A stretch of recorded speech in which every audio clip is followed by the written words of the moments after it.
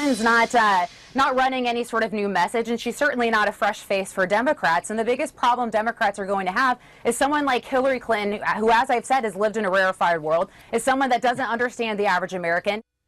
Lisa Booth, the senior director for the BlackRock Group, on CNN, discussing problems the Democrats might have if Hillary Clinton is their nominee in 2016. With Miranda Kahn, J.D. Hayworth, let's continue on America's Forum. And Miranda, the distinction, the contrast is clear. Everybody and their brother running in the Republican Party, right, it seems, but the Democrats have a smaller field, to say the least. Very, very tiny. Like, how about one potential run? Yeah, well, the GOP race is jam-packed, as J.D. mentioned. Democrats don't seem to have many people running. The main person making headlines, of course, is Hillary Clinton. But will she remain unopposed? And if so, everyone wants to know, will she be able to carry the Democrats to that finish line? And does it become a third term for Mr. Obama, despite what's happened in the most recent midterm elections? Let's call on Peter Brown, the assistant director for Quinnipiac University's Polling Institute.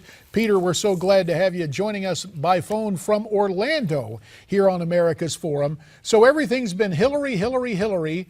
Joe Biden is looking at it. Elizabeth Warren, a lot of folks on the left want her, and former Virginia Senator Jim Webb is talking about mounting a campaign. Are any of those people going to catch fire against Hillary? Well, it isn't a question. First, you have to decide who's going to run against her.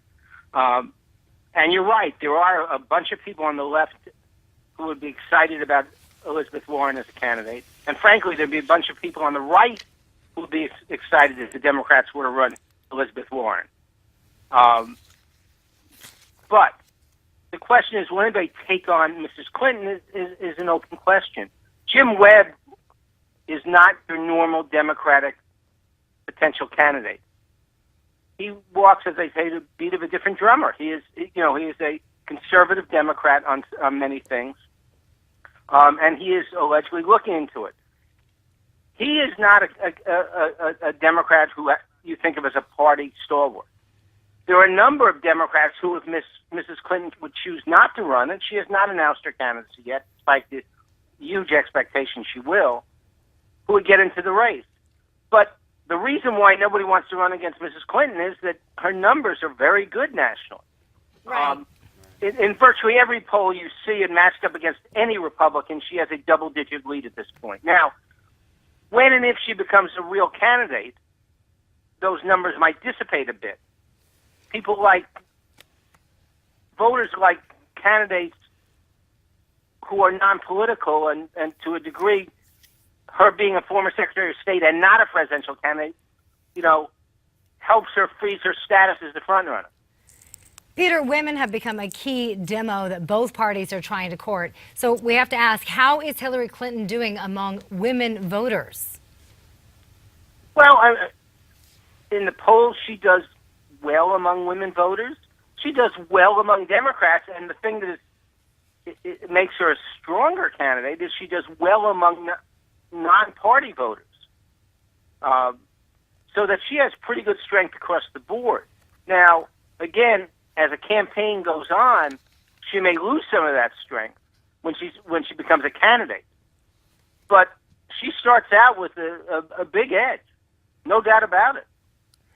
So, Peter, I'm wondering, and we have about 40 seconds remaining, how many women look at Hillary and they go, okay, it's a woman's turn to be president? How much of this is not so much Hillary, but the notion that it's time to address our next president as, quote, Madam President? Candidly, we've never asked that question. Well, happy to give you the advice to put that on the list. What do you ask then? 30 seconds. We ask a variety of questions about candidates' views and their values. We ask, we ask questions about issues in the news, but we've never taken that approach. Well, might be something to poll on. Anyway, I have an interest in it. We always have an interest in what you have to say. Peter Brown from Quinnipiac, we thank you for your time. We're coming back with Hour 2 right after this as America's Forum continues.